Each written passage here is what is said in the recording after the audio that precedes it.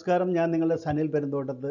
മറ്റൊരു IPO കൂടി നമ്മുടെ മുമ്പിൽ എത്തിയിരിക്കുന്നു. ഈ വർഷാവസാനമായപ്പോഴത്തേക്കും വരിവരിയായിട്ട് IPOകളുടെ ഒരു നിര തന്നെ നമ്മളുടെ അടുത്ത് എത്തിക്കൊണ്ടിരിക്കുകയാണ്. ഇപ്രാവശ്യം നമ്മളുടെ മുന്നിൽ എത്തിയിരിക്കുന്ന Antony waste handling cell limited എന്ന് പറയുന്ന കമ്പനിയാണ്. അതിൻ്റെ IPO ആണ് ഇപ്പോൾ വന്നിരിക്കുന്നത്. അത് ഡിസംബർ 21-ാം തീയതി ഓപ്പൺ ചെയ്യുന്നു, ഡിസംബർ 23-ാം തീയതി ക്ലോസ് ചെയ്യുന്നു. എന്തായാലും അതിൻ്റെ വിശേഷങ്ങൾ നമുക്കറിയാം.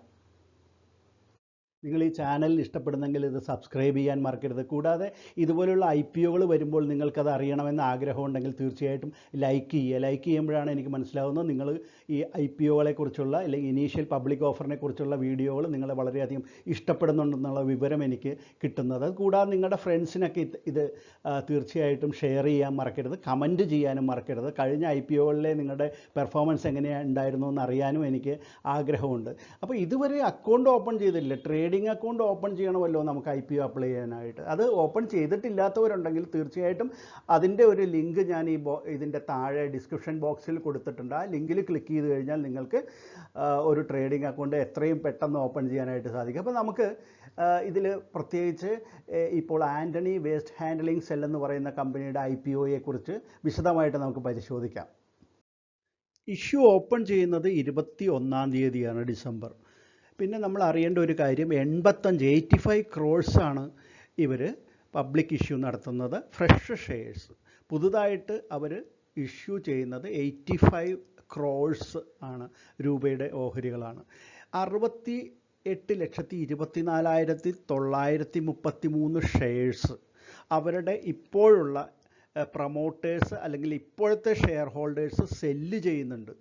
അത്രയും ഷെയർസ്, അതായത് ഈ 215 കോടിയുടെ ഷെയർസ് അവർ ഇപ്പോൾ വിൽക്കുന്നുണ്ട്. അപ്പോൾ അതും ഈ 85 കൂടി ചേരുമ്പോൾ ഒരു 300 കോടിയുടെ ഇഷ്യൂ ആണ് ഇത് എന്ന് പറയാം.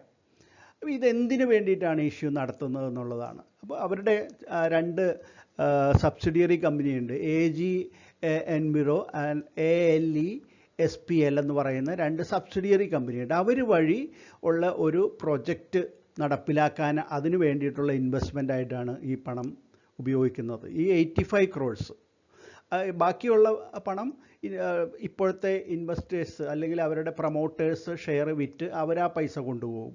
ഫ്രഷ് ഷെയർസിൻ്റെ പൈസ മാത്രമാണ് കമ്പനിക്ക് കിട്ടുന്നത്, അതായത് ഈ 85 ക്രോഴ്സ്. അതാണ് ഇത്തരത്തിൽ സബ്സിഡിയറി കമ്പനി വഴി ഉള്ള പ്രോജക്റ്റുകൾക്ക് വേണ്ടിയിട്ട് അവർ ഉപയോഗിക്കുന്നത്. അത് കൂടാതെ AGNBiro എന്ന് പറയുന്ന അവരുടെ ആ സബ്സിഡിയറി കമ്പനിക്ക് ചില കടങ്ങളൊക്കെ ഉണ്ട്, അതെല്ലാം റീപേയ്മെൻറ്റ് ചെയ്യുന്നതിന് വേണ്ടിയിട്ടും ഉപയോഗിക്കുന്നു ഈ പൈസ, നമ്മളുടെ കയ്യിൽ നിന്ന് ഇപ്പോൾ പിരിച്ചെടുക്കാൻ ഉദ്ദേശിക്കുന്ന പൈസ. ഈ ആൻ്റണി വേസ്റ്റ് ഹാൻഡ്ലിംഗ് സെൽ എന്ന് പറയുന്ന കമ്പനി ഇന്ത്യയിലെ പ്രമുഖമായിട്ടുള്ളൊരു കമ്പനിയാണ്. ഇവരുടെ ജോലി എന്താണെന്ന് വെച്ചാൽ ഈ സിറ്റിയിലെല്ലാം ഉള്ള മാലിന്യങ്ങൾ കളക്ട് ചെയ്ത് അത് ഹാൻഡിൽ ചെയ്യുന്നു, അതായത് റീസൈക്കിൾ ചെയ്യുന്നു, അങ്ങനെയുള്ള ജോലിയാണ് ചെയ്യുന്നത്. അവരുടെ ആ ഒരു ഗ്രൂപ്പിലെ ഏറ്റവും പ്രമുഖമായിട്ടുള്ള 5 കമ്പനികളിൽ ഒന്നാണ് ഈ ആൻ്റണി വേസ്റ്റ് ഹാൻഡ്ലിംഗ് സെൽ എന്ന് പറയുന്ന ഈ കമ്പനി. 19 വർഷമായി. അതിൻ്റെ ആസ്ഥാനം എന്ന് പറയുന്നതാണ് നേരത്തെ നമ്മൾ പറഞ്ഞ മഹാരാഷ്ട്രയിലെ താന എന്ന് പറയുന്ന സ്ഥലം. അപ്പോൾ രാജ്യത്തുടനീളം ഈ സോളിഡ് വേസ്റ്റുകൾ കളക്ട് ചെയ്ത് അത് ട്രാൻസ്പോർട്ടേഷൻ നടത്തുന്നു, അത് പ്രോസസ്സ് ചെയ്യുന്നു, അത് കൊണ്ടുപോയി ഡിസ്പോസ് ചെയ്യുന്നു. അങ്ങനെ രാജ്യത്തെ മിക്കവാറും എല്ലാ പ്രമുഖ സിറ്റികളിലും മുനിസിപ്പാലിറ്റികളിലും ഇവരുടെ സേവനം നടത്തുന്നുണ്ട്. വേസ്റ്റ് മാനേജ്മെൻറ്റ് രംഗത്തെ ടോപ്പ് 5 കമ്പനികളിൽ പെടുന്ന ഒന്നാണ് ഈ ആൻ്റണി വേസ്റ്റ് എന്ന് നമ്മൾ പറഞ്ഞു. ഈ കമ്പനി ഈ രംഗത്ത് വളരെ ബൃഹത്തായിട്ടുള്ള പല സംരംഭങ്ങളും ഏറ്റെടുത്ത് നടപ്പിലാക്കുന്നുണ്ട്. അതിലൊന്നാണ് ഈ ലാൻഡ്ഫിൽ കൺസ്ട്രക്ഷൻ എന്ന് പറയുന്നത്. ലാൻഡ്ഫിൽ കൺസ്ട്രക്ഷൻ എന്ന് പറയുന്നത് എന്താണെന്ന് നമ്മൾ മനസ്സിലാക്കണം. നമ്മൾ സാധാരണ നിലയിൽ കേരളത്തിലെല്ലാം മാലിന്യം കൂട്ടിയിരിക്കുന്നത് നമുക്കറിയാം അല്ലേ. പല വില്ലേജുകളിലും എല്ലാം കൊണ്ടുവന്ന് ഗ്രാമപ്രദേശങ്ങളിലാണ് ഈ നഗരങ്ങളിലെ എല്ലാം വേസ്റ്റ് കൊണ്ടുവന്ന് കൂട്ടിയിരിക്കുകയാണ്. അതുകൊണ്ടുണ്ടാകുന്ന ഒരുപാട് ദുരന്തങ്ങൾ ജനങ്ങൾ അനുഭവിക്കുകയാണ്. അതുവഴി ജലം മലിനമാകുന്നു, വായു മലിനമാകുന്നു, പല രോഗങ്ങൾ പടരുന്നു. ഇതിനെല്ലാം പ്രതിവിധികളുണ്ട്. അത് നമ്മൾ വിശദമായിട്ട് പഠിക്കേണ്ടതുണ്ട്. പക്ഷേ നമ്മളുടെ ആൾക്കാർ അതിനു വേണ്ടി തുനിയുന്നില്ല എന്നുള്ളത് വളരെ ദുർഭാഗ്യകരമായിട്ടുള്ള ഒരു കാര്യമാണ്. എന്തായാലും ഇത്തരത്തിലുള്ള ഇന്ത്യയിലെ പ്രമുഖ നഗരങ്ങളിൽ പലതിലും ഇതുപോലെയുള്ള പ്രമുഖ കമ്പനികൾ ആ രംഗത്ത് വളരെ സജീവമാണെന്നുള്ളത് നമ്മൾ മനസ്സിലാക്കണം. അതിൻ്റെ ഭാഗമാണ് ഈ ലാൻഡ് ഫില്ലിംഗ് കൺസ്ട്രക്ഷൻ എന്ന് പറയുന്നത്. അത് ശാസ്ത്രീയമായിട്ട് ഇത്തരത്തിലുള്ള മാലിന്യങ്ങളെ വേർതിരിച്ച് അത് ഭൂമിക്കടിയിൽ ലെയറായിട്ട് സൂക്ഷിക്കുകയും അത് പിന്നീട് അതിൽ നിന്ന് ഉണ്ടാകുന്ന ഗ്യാസ്, ഇതിൽ നിന്ന് നമുക്ക് വളരെ ഗോബർ ഗ്യാസൊക്കെ നമ്മൾ കേട്ടിട്ടുണ്ടാവില്ല, അതുപോലെയുള്ള ഇത് വേസ്റ്റിൽ നിന്നുണ്ടാകുന്ന ഗ്യാസ് അത് ഇന്ധനമായിട്ട് ഉപയോഗിക്കാവുന്ന രീതിയിലേക്കെല്ലാം കൊണ്ടുവരികയാണ്. അപ്പോൾ ഇതെല്ലാം ചെയ്യുന്ന ഒരു വലിയ ഒരു ടാസ്ക്കാണ് ഇത്തരത്തിലുള്ള വേസ്റ്റ് മാനേജ്മെൻറ്റ് കമ്പനികൾ ചെയ്യുന്നത്. അത് മലയാളികൾക്ക് അത്ര സുപരിചിതമല്ല എന്ന് മാത്രമേ ഉള്ളൂ. കണ്ടോ, ലാൻഡ്ഫിൽ കൺസ്ട്രക്ഷൻ എന്താണെന്ന് കാണിക്കാൻ വേണ്ടി ഞാൻ വെറുതെ ഒരു ചിത്രം എടുത്തിട്ടു എന്ന് മാത്രമേ ഉള്ളൂ. ഇത് വളരെയധികം ശാസ്ത്രീയമായിട്ട് ഭൂമിക്ക് അടിയിലായിട്ട് പല ലെയറുകളായിട്ട് ഈ മാലിന്യങ്ങളെ നിക്ഷേപിച്ച് അതിനെ സംസ്കരിച്ച് അതിൽ നിന്നും ഗ്യാസ് പോലെയുള്ള ഇന്ധനങ്ങൾ ഉൽപ്പാദിപ്പിക്കുകയും ഒക്കെ ചെയ്യുന്ന ഒരു പ്രോസസ്സുണ്ട്. അതിൻ്റെ ഒരു ചിത്രം കിട്ടിയപ്പോൾ ഞാൻ ഇക്കൂട്ടത്തിൽ ചേർത്തു എന്ന് മാത്രമേ ഉള്ളൂ, ഒരു എഡ്യൂക്കേഷൻ പർപ്പസിന് വേണ്ടി നിങ്ങൾക്ക് ഇതിനെക്കുറിച്ചൊന്ന് അറിയാൻ വേണ്ടി മാത്രം. കമ്പനിയുടെ പ്രൊജക്റ്റുകളെന്ന് പറയുമ്പോഴത്തേക്കും ഈ മുനിസിപ്പൽ സോളിഡ് വേസ്റ്റിൻ്റെ കളക്ഷനും ട്രാൻസ്പോർട്ടിങ്ങും, അതുപോലെ തന്നെ മുനിസിപ്പൽ സോളിഡ് വേസ്റ്റ് മുനിസിപ്പൽ ഏരിയകളിൽ നിന്നൊക്കെ നഗരങ്ങളിൽ നിന്ന് കളക്ട് ചെയ്യുന്നതെന്ന് പറയാം, അത് പ്രോസസ്സ് ചെയ്യുക. പിന്നെ മെക്കനൈസ്ഡ് സ്വീപ്പിംഗ് അതൊരു പ്രൊജക്റ്റാണ്. അങ്ങനെ മേജറായിട്ടുള്ളൊരു 25ഓളം പ്രൊജക്റ്റുകളാണ് അവർ 2020 നവംബർ വെച്ചുള്ള കണക്ക് വെച്ച് നോക്കുകയാണെങ്കിൽ അവർ നടപ്പിലാക്കിക്കൊണ്ടിരിക്കുക. അതിൽ 18ഓളം പ്രൊജക്റ്റുകൾ ഇപ്പോഴും നടന്നുകൊണ്ടിരിക്കുന്നു. ഈ ആൻ്റണി വേസ്റ്റ് ഹാൻഡ്ലിംഗ് സെൽ എന്ന് പറയുന്ന ഈ കമ്പനിക്ക് പ്രധാനപ്പെട്ട എല്ലാ നഗരങ്ങളിലും അവരുടെ പ്രൊജക്റ്റുകളുണ്ട്. ഉദാഹരണത്തിന് ഇപ്പോഴുള്ളത് നോക്കൂ, ഗ്രേറ്റർ മുംബൈ കോർപ്പറേഷനിലുണ്ട്, നവി മുംബൈ മുനിസിപ്പൽ കോർപ്പറേഷനിൽ, Thane municipal corporation, north Delhi municipal corporation, പിന്നെ മംഗലാപുരത്ത് Mangalore municipal corporation, greater Noida industrial development authority, അങ്ങനെ പിന്നെ ജെപി ഇൻ്റർനാഷണൽ സ്പോർട്സ് അതോറിറ്റിക്ക് വേണ്ടിയും അവർ ഇത്തരത്തിലുള്ള വേസ്റ്റ് മാനേജ്മെൻറ്റ് ഏറ്റെടുത്ത് നടപ്പിലാക്കിക്കൊണ്ടിരിക്കുകയാണ്. ഇവരുടെ ക്ലയൻസ് ആയിരുന്ന മറ്റ് ചില പ്രമുഖ മുനിസിപ്പൽ അതോറിറ്റീസിനെ കുറിച്ചും കൂടി നമുക്കൊന്ന് പരിചയപ്പെടാം. അതായത് ഡൽഹി മുനിസിപ്പൽ കോർപ്പറേഷൻ, പിന്നെ ഗർഗാവോൺ, പിന്നെ ഉല്ലാസ് നഗർ ഉണ്ട്, പിന്നെ അമൃത്സർ മുനിസിപ്പൽ കോർപ്പറേഷൻ ഉണ്ട്, കല്യാൺ ഡോബിവാലി മുനിസിപ്പൽ കോർപ്പറേഷൻ ഉണ്ട്, പിന്നെ ജയ്പൂർ മുനിസിപ്പൽ കോർപ്പറേഷൻ. ഇതെല്ലാം പ്രധാനപ്പെട്ട ഈ പല കോർപ്പറേഷൻസ് ഇവരുടെ ക്ലയൻ്റ് ആയിരുന്നു എന്നുള്ളത് നമുക്ക് മറക്കാൻ പറ്റില്ല. കമ്പനിയുടെ പ്രധാനപ്പെട്ട പ്രൊമോട്ടേഴ്സ് എന്ന് പറയുന്നത് നമുക്ക് വളരെ സുപരിചിതമായ പേരുകളാണ്. മിസ്റ്റർ ജോസ് ജേക്കബ് കല്ലറയ്ക്കൽ, പിന്നെ ഷിജു ജേക്കബ് കല്ലറയ്ക്കൽ, പിന്നെ ഷിജു ആൻ്റണി കല്ലറയ്ക്കൽ. ഇങ്ങനെ പ്രധാനപ്പെട്ട ഇവർ 3 പേരുടെ പേരാണ് പ്രധാനമായിട്ട് പ്രൊമോട്ടേഴ്സായിട്ട് നമുക്ക് പറയാവുന്നത്.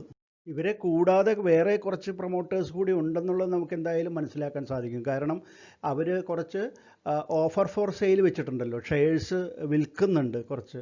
അതിൽ പ്രധാനപ്പെട്ട ആൾക്കാർ മൗറീഷ്യസുകാരായിട്ടാണ് കാണുന്നത്. വ്യക്തികളാണോ സ്ഥാപനങ്ങളാണോ എന്ന് നമുക്ക് പേര് കേൾക്കുമ്പോൾ തിരിച്ചറിയാൻ സാധിക്കുന്നില്ല. എങ്കിൽ പോലും ലീഡ്സ് എന്ന് പറയുന്ന മൗറീഷ്യസിലെ തന്നെയാണ് 13,90,330 ഷെയർസ് ലീഡ്സ് എന്ന് പറയുന്ന പാർട്ടി വിൽക്കുന്നുണ്ട്.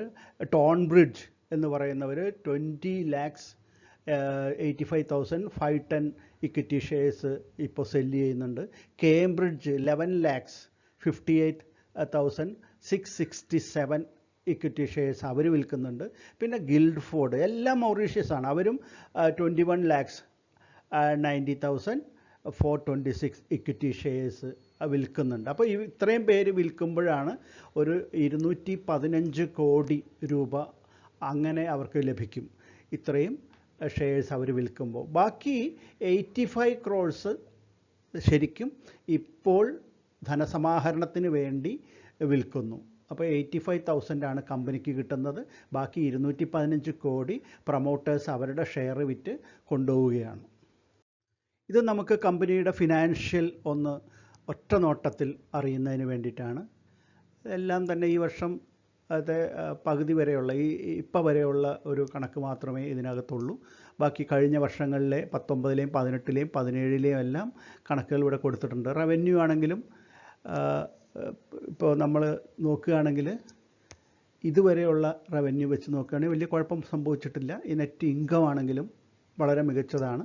നെറ്റ് മാർജിൻ 16.8 കോടി ഇതിനകം തന്നെ കമ്പനിക്ക് ഇപ്പോഴത്തെ കണക്ക് വെച്ചിട്ട് നോക്കുകയാണെങ്കിൽ നേടാൻ സാധിച്ചിട്ടുണ്ട്. അപ്പോൾ ഒരിക്കലും ഫിനാൻഷ്യൽ ഇങ്ങനെ ഒറ്റ നോട്ടത്തിൽ നോക്കുമ്പോൾ നമുക്കത് വളരെ മോശമായിട്ട് തോന്നുന്നില്ല. വളരെ പ്രോത്സാഹനജനകമായിട്ടുള്ളൊരു റിപ്പോർട്ടാണ് ഈ കാണുന്നത്. കൂടുതൽ പഠിക്കണം എന്നുള്ളവർ കമ്പനിയുടെ വെബ്സൈറ്റിൽ പോയിട്ട് അവരുടെ ഫിനാൻഷ്യൽ റിപ്പോർട്ട് തന്നെ, ബാലൻസ് ഷീറ്റ് തന്നെ ഒന്ന് പരിശോധിക്കുന്നത് നന്നായിരിക്കും. ഈ രംഗത്ത് കമ്പനിയുടെ വിജയം എന്ന് പറയുന്ന, അവരുടെ സ്ട്രെങ്ത് എന്ന് പറയുന്ന അവരുടെ എക്സ്പീരിയൻസ് തന്നെയാണ്. നമുക്കറിയാം ഇത്രയും മുനിസിപ്പൽ കോർപ്പറേഷനുകളിൽ ഇന്ത്യയിലെ വിവിധ മേഖലകളിൽ ട്രാക്ക് റെക്കോർഡ് ഉള്ളതാണ്. അവരുടെ സർവീസിൻ്റെ കാര്യത്തിൽ വളരെ എക്സ്പീരിയൻസ്ഡ് ആയിട്ടുള്ള മാനേജ്മെൻ്റ് ആണെങ്കിലും അതെ, അവരുടെ എക്യുപ്മെൻറ്റ്സ് ആണെങ്കിലും എല്ലാം വളരെ ടോപ്പ് മെക്കനൈസ്ഡ് ആയിട്ടുള്ള സർവീസുകളാണ് അവർ കൊടുത്തുകൊണ്ടിരിക്കുന്നത്. അത് അവരുടെ ഒരു ശക്തിയായിട്ട് തന്നെ, സ്ട്രെങ്ത്തായിട്ട് തന്നെ പറയേണ്ടി വരും. കമ്പനിയുടെ സ്ട്രാറ്റജിയെക്കുറിച്ച് പറയുകയാണെങ്കിൽ വളരെ വികസനോന്മുഖമായിട്ടുള്ള ഒരു സ്ട്രാറ്റജിയാണെന്ന് പറയാതിരിക്കാൻ പറ്റില്ല. കാരണം അവർ എല്ലാ മുനിസിപ്പൽ കോർപ്പറേഷനും വളരെ ലീഡിംഗ് ആയിട്ടുള്ള എല്ലായിടത്തും അവരുടെ ഓപ്പർച്യൂണിറ്റി യൂസ് ചെയ്യുന്നുണ്ട്. അവിടെയെല്ലാം ബിഡ് ചെയ്യുന്നുണ്ട് അവരുടെ സർവീസ്. അത് കൂടാതെ തന്നെ സെലക്ഷൻ, പ്രൊജക്റ്റുകളുടെ സെലക്ഷൻ എന്ന് പറയുന്നത് ജിയോഗ്രാഫിക്കലി ഇന്ത്യയുടെ വിവിധ ഭാഗങ്ങളിൽ അവർ ചെല്ലാനായിട്ട് താല്പര്യം കാണിക്കുന്നുണ്ട്. എല്ലായിടത്തും തന്നെ അവർ വളർന്ന് വികസിക്കുന്നുണ്ട്. അതൊരു വലിയ കാര്യമാണ്. പിന്നെ വേസ്റ്റ് ടു എനർജി എന്ന് പറയുന്ന അവരുടെ ആ ഒരു മോഡൽ അത് വളരെയധികം ഹിറ്റായിട്ടുള്ളൊരു കാര്യമാണ്.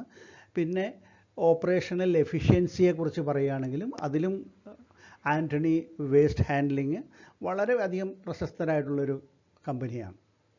എന്തുകൊണ്ട് ഞങ്ങളുടെ കമ്പനിയിൽ നിങ്ങൾ നിക്ഷേപിക്കണം എന്ന ചോദ്യത്തിന് കമ്പനി പറയുന്ന മറുപടി ഇന്ത്യയിലെ ഏറ്റവും പ്രശസ്തരായ 5 കമ്പനികളിൽ ഒന്ന് ഞങ്ങളാണ് ഈ മേഖലയിൽ, അവരുടേതായ മേഖലയിൽ. പിന്നെ മാത്രമല്ല ഇപ്പോൾ 17ഓളം മേജർ പ്രോജക്ട്സ് അവർ കൈകാര്യം ചെയ്യുന്നുണ്ട് എന്നുള്ളതും അവർ പറയുന്നൊരു കാര്യമാണ്. അതുകൂടാതെ ഈ കഴിഞ്ഞ 3 വർഷത്തെ കണക്കെടുത്ത് നോക്കുകയാണെങ്കിൽ നല്ല മാർജിനാണ്, റവന്യൂ മാർജിൻ ആണ് അവർക്ക് കിട്ടിക്കൊണ്ടിരിക്കുന്നത്. അവരുടെ ഈ പല പ്രോജക്റ്റുകളിൽ നിന്നും കിട്ടിയിട്ടുള്ളത് അതും അവരൊരു പ്ലസ് പോയിൻ്റായിട്ട് പറയുന്നുണ്ട്. ഇനി കമ്പനിയുടെ റിസ്ക് ഫാക്ടേഴ്സിനെ കുറിച്ചുകൂടി നമ്മൾ അറിയണമല്ലോ.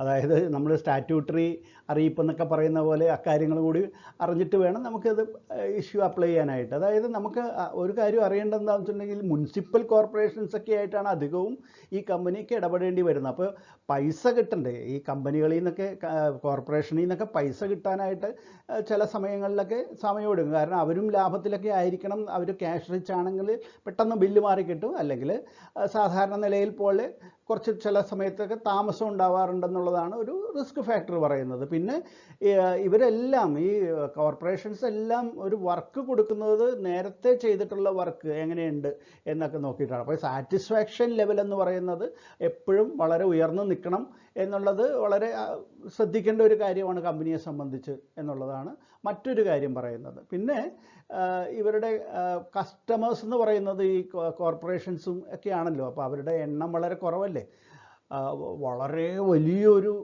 കസ്റ്റമേഴ്സിൻ്റെ ഇടയിലല്ല അവർ വർക്ക് ചെയ്യുന്നത് എന്നുള്ളതും മറ്റൊരു റിസ്ക് ഫാക്ടറായിട്ട് വേണമെങ്കിൽ നമുക്ക് ഈ IPOയുടെ ഏറ്റവും പ്രധാനപ്പെട്ട കാര്യങ്ങളിലേക്ക് കിടക്കാം. സബ്സ്ക്രിപ്ഷൻ ഡേറ്റ് നിങ്ങൾക്ക് എല്ലാവർക്കും അറിയാം, ഡിസംബർ 21 മുതൽ 23 വരെയാണ് സബ്സ്ക്രിപ്ഷൻ ഡേറ്റ് എന്ന് പറയുന്നത്. അപ്പോൾ ആ സമയത്തിനുള്ളിൽ അപ്ലൈ ചെയ്യാൻ ശ്രമിക്കുക. പിന്നെ പ്രൈസ് ബാൻഡ് എന്ന് പറയുന്നത് 313 മുതൽ 315 വരെയാണ്. അതിൽ 315 എന്നുള്ളതാണ് കട്ട് ഓഫ് പ്രൈസ് വരിക. 315 പ്രൈസ് ബാൻഡ്, അപ്പർ ബാൻഡ്. പിന്നെ അറിയേണ്ട ഒരു കാര്യം നമ്മൾ നേരത്തെ പറഞ്ഞതാണ്, ഫ്രഷ് ഇഷ്യൂ എന്ന് പറഞ്ഞു കഴിഞ്ഞാൽ 85 crores ഫ്രഷ് ഇഷ്യൂ വരുന്നത്. 68,24,933 ഷെയർസ്, അതായത് 215 കോടിയുടെ അടുത്ത്, 214.98 കോടി രൂപയ്ക്ക് വരുന്ന അത്രയും ഷെയർസ് ഇതിൻ്റെ പ്രൊമോട്ടേഴ്സിൽ ചിലർ വിൽക്കുന്നതാണ്. അപ്പോൾ അതുവഴി കിട്ടുന്ന 215 കോടി രൂപ കമ്പനിക്കല്ല കിട്ടുന്നത്, ഈ പ്രൊമോട്ടേഴ്സിൻ്റെ പോക്കറ്റിലേക്കാണ് പോകുന്നത്. 85 കോടിയാണ് കമ്പനിക്ക് വേണ്ടിയിട്ട് ഇഷ്യൂ വരുന്നത്. അത് നമ്മൾ പ്രത്യേകിച്ച് ഓർത്തിരിക്കണം. ടോട്ടൽ ഇഷ്യൂ സൈസ് എന്ന് പറയുന്നത് അപ്പോൾ 300 കോടിയാണ്. ഇത് രണ്ടും കൂടി ചേർക്കുമ്പോൾ, ഇതും കൂടി ചേർക്കുമ്പോൾ വരുന്ന ആണ് 300 കോടിയുടെ അടുത്ത്, 299.98 എക്സാക്ട് ഫിഗർ പറയുകയാണെങ്കിൽ. പിന്നെ മിനിമം ലോട്ട് എന്ന് പറയുന്നത് 47 47 ഷെയറാണ് അപേക്ഷിക്കേണ്ടത് മിനിമമായിട്ട്. അപ്പോൾ അതിൻ്റെ വില വെച്ച് നോക്കുകയാണെങ്കിൽ 315 വെച്ച് ഗുണിക്കുമ്പോൾ നമുക്ക് 15,000 തൊട്ട് താഴെ വരും. 15,000 രൂപയാണല്ലോ മിനിമം ഒരു റീറ്റെയിലർ അപേക്ഷിക്കേണ്ടത്. പിന്നെ ഫേസ് വാല്യൂ എന്താണെന്ന് നിങ്ങൾക്കറിയാം. ഫേസ് വാല്യൂ കമ്പനിയുടെ ഒരു ഷെയറിൻ്റെ ഫേസ് വാല്യൂ 5 രൂപയാണ്. റീറ്റെയിലേഴ്സ് എപ്പോഴും സാധാരണ നിലയിൽ ഇപ്പം 35% റീറ്റെയിലേഴ്സിന് കൊടുക്കുന്നത്. 35% ഓഹരികൾ റീറ്റെയിൽ ഇൻവെസ്റ്റേഴ്സിന് കൊടുക്കുന്നു. പിന്നെ ലിസ്റ്റിങ്ങിനെ കുറിച്ച് പറയുമ്പോൾ NSEയിലും BSEയിലും ലിസ്റ്റ് ചെയ്യുന്നുണ്ട്. ഇന്ത്യയിലെ 2 പ്രധാനപ്പെട്ട സ്റ്റോക്ക് എക്സ്ചേഞ്ചുകളിൽ ലിസ്റ്റ് ചെയ്യുന്നുണ്ട്. അതായത് ഇന്ത്യയിലെ ഏറ്റവും പ്രധാനപ്പെട്ട എല്ലാ സ്റ്റോക്ക് ബ്രോക്കേഴ്സും ഇത് പ്രൊമോട്ട് ചെയ്യുന്നു എന്നുള്ളതാണ് അത് നമുക്ക് അതിൽ നിന്ന് മനസ്സിലാക്കാവുന്നത്. ബുക്ക് ബിൽഡിംഗ് മെത്തേഡിലാണ് ഈ ഷെയർ ഇഷ്യൂ ചെയ്യുന്നത് എന്ന് നിങ്ങൾക്ക് എല്ലാവർക്കും അറിയാമല്ലോ. അപ്പോൾ ബുക്ക് ബിൽഡിംഗ് രീതിയിൽ വേണം ഷെയർ അപേക്ഷിക്കാനായിട്ട്. അപ്പോൾ അതിന് വേണ്ടിയിട്ടാണ് പ്രൈസ് ബാൻഡൊക്കെ കൊടുത്തിരിക്കുന്നത്. പിന്നെ ഷെയർ അപ്ലൈ ചെയ്യുന്നത് എങ്ങനെയാണ്? നമ്മുടെ അസ്ബ അക്കൗണ്ട് വഴിയാണ് നമ്മൾ ഷെയർ അപേക്ഷിക്കേണ്ടത്. ബാങ്കിലുള്ള നമ്മളുടെ അക്കൗണ്ട് വഴി, ബാങ്ക് അക്കൗണ്ട് വഴിയാണ്. അപ്പോൾ അതെങ്ങനെയാണ് ചെയ്യേണ്ടതെന്ന് അറിയാൻ ആർക്കെങ്കിലും സംശയം ഉണ്ടെങ്കിൽ ആ വീഡിയോ ഞാൻ ചെയ്തിട്ടുണ്ട്, അത് നിങ്ങൾ നോക്കി മനസ്സിലാക്കണം. അപ്പോൾ ഇതിലേക്ക് വരാം. 21-ാം തീയതി മുതൽ 23-ാം തീയതി വരെയാണ് ഇത് അപ്ലൈ ചെയ്യേണ്ടതെന്ന് പറഞ്ഞു. അപ്പോൾ ഇതിൻ്റെ അലോട്ട്മെൻറ്റ് വരുന്നത്, കമ്പനി അലോട്ട്മെൻറ്റ് കൊടുക്കുന്നത് 29-ാം തീയതിയാണ്. പിന്നെ റീഫണ്ട്, അതായത് നമ്മുടെ അക്കൗണ്ടിൽ തന്നെ ആ പൈസ ബ്ലോക്ക് ആവുകയാണ്. അസ്ബയാണല്ലോ, അപ്പോൾ പൈസ ബ്ലോക്ക് ആവുകയാണെന്ന് നമുക്കറിയാം. അപ്പോൾ അത് നമുക്ക് കിട്ടാത്തവർക്ക് 30-ാം തീയതി പൈസ ഫ്രീ ആയി കിട്ടും. അപ്പോൾ പൈസ ബ്ലോക്ക് ആയിട്ടുള്ളവർക്ക് 30-ാം തീയതി അത് ഫ്രീ ആവുകയാണെങ്കിൽ അറിയാം കിട്ടിയില്ല എന്നല്ലെങ്കിൽ നിങ്ങൾക്ക് കിട്ടിയെന്നും മനസ്സിലാവും. 31-ാം തീയതി, അതായത് ഡിസംബർ 31-നാണ് നമ്മുടെ അക്കൗണ്ടിലേക്ക് കിട്ടിയവർക്ക് നിങ്ങളുടെ ഡിമാറ്റ് അക്കൗണ്ടിലേക്ക് ഷെയർ വരിക. പിന്നെ ജനുവരി 1-ാം തീയതി ഇത് ലിസ്റ്റ് ചെയ്യപ്പെടുന്നു. അപ്പോൾ പുതുവർഷത്തിൽ 2021 ഫസ്റ്റ് ഡേ തന്നെ ഈ കമ്പനി ലിസ്റ്റ് ചെയ്യപ്പെടും. അന്ന് ആഹ്ലാദകരമായിട്ട് നിങ്ങൾക്ക് ഷെയർസ് കിട്ടിയിട്ടുണ്ടെങ്കിൽ നല്ലൊരു ദിവസമായിരിക്കുമെന്ന് നമുക്ക് പ്രതീക്ഷിക്കാം. രജിസ്ട്രാർ ഓഫ് ദി ഇഷ്യൂ എന്ന് പറയുന്നത് ലിങ്ക് ഇൻ ടൈം ഇന്ത്യയാണ്. അവർ വളരെ ലീഡിംഗ് ആയിട്ടുള്ളൊരു കമ്പനിയാണ്. അതുകൂടാതെ ലീഡ് മാനേജേഴ്സ് എന്ന് പറഞ്ഞാൽ ഇക്യുറസും IIFL സെക്യൂരിറ്റീസുമാണ് ഈ ഇഷ്യൂവിൻ്റെ. അപ്പോൾ നിങ്ങൾക്ക് എല്ലാവർക്കും നല്ലൊരു ഇൻവെസ്റ്റ്മെൻറ്റ് ഇയർ ഞാൻ ആശംസിക്കുകയാണ്. അതുകൂടാതെ നല്ലൊരു പുതുവർഷ ആശംസകൾ കൂടി എല്ലാവർക്കും നൽകുകയാണ്. ഐശ്വര്യം നിറഞ്ഞൊരു പുതുവർഷം നിങ്ങൾക്ക് എല്ലാവർക്കും ഉണ്ടാവട്ടെ. നിങ്ങൾക്ക് ഓഹരി വിപണിയിൽ നിന്ന് ധാരാളം അറിവ് ലഭിക്കട്ടെ. ഇതുപോലെ അറിവുകൾ കൂടാതെ തന്നെ ആ അറിവുകൾ ഉപയോഗിച്ചുകൊണ്ട് ധാരാളമായിട്ട് ലാഭം ഉണ്ടാക്കാനും നിങ്ങൾക്ക് സാധിക്കട്ടെ. എല്ലാ ഐശ്വര്യങ്ങളും ആശംസിച്ചുകൊണ്ട് നിർത്തുന്നു. നന്ദി, നമസ്കാരം.